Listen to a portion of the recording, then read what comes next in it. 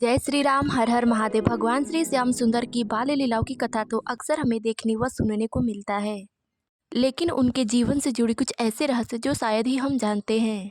श्री कृष्ण जी का जीवन संपूर्ण जीवन अत्यंत ही संघर्षमय रहा, लेकिन उन्होंने अपने जीवन में घटी घटनाओं से मनुष्यों को यह संदेश दिया कि जीवन में कितनी भी कठिन परिस्थितियां क्यों न आ जाए, हमें अपना धर्म, विश्वास, कर्मठता तथा ईश्वर पर विश्वास कभी नहीं छोड़ना चाहिए।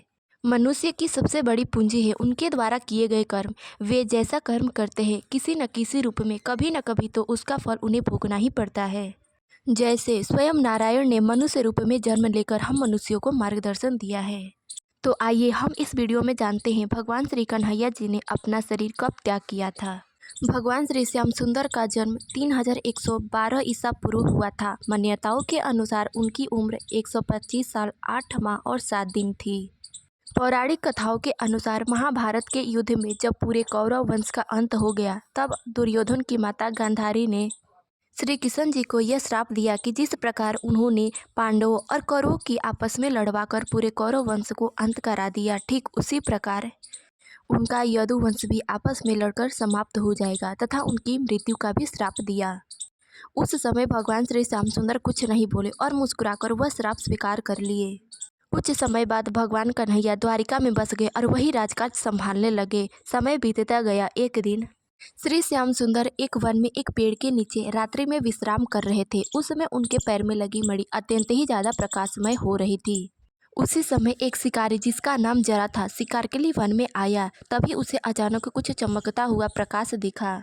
उसने अपने मन में विचार किया कि यह कोई मृग है, अर्थात हिरण है, जो इतनी तेजी से चमक रहा है। उसने हिरण का शिकार करने के विचार से एक पेड़ के पास से छुपकर तीर से वार किया। वह तीर सीधा श्री ठाकुर जी के पैरों में लगी। तीर लगने से श्री ठाकुर जी की आवाज निकली। तब उस बहेलिए को बड़ा पछतावा हुआ अपने कर्मों पर कि मुझसे कितना बड़ा अपराध हो गया है। तब भगवान ने उसे उसके पिछले जन्मों की सारी कथा कह सुनाई और कहा, मनुष्य रूप लिया है तो कर्मों का भोग तो भोगना ही पड़ेगा। इतना कह भगवान ने अपने प्राण त्याग दिए। यानी श्री ठाकुर जी पृथ्वी पर 125 साल 8 माह 7 दिन तक रहे थे। तो आइए अब हम यह जानते हैं कि वह बहेलिया पिछले जन्म में कौन था। मान्यताओं के अनुसार रामायण काल में भगवान श्री रामचंद्र जी ने छुपकर बाली पर वध किया था। बाली का वध किया था। ऐसा माना जाता है कि वही बाली द्वापर युग में जारा नामक बहेलिया बना हुआ तथा भगवान श्री राम भगवान श्री श्याम सुंदर के रूप में अवतार लिए। और कर्मों के फल अनुसार जिस प्रकार भगवान श्री रामचंद्र जी ने छुपकर बाली का वध किया था, ठीक उसी प्रकार वह जारा नामक बहेलिया, जो कि त्रेता युग में बाली था, द्वापर युग में भगवान श्री श्याम सुंदर का वध किया छुपकर। वह एक हिरण को समझकर भगवान श्री श्याम सुंदर पर यानी कि उनके पैरों में तीर चलाया था।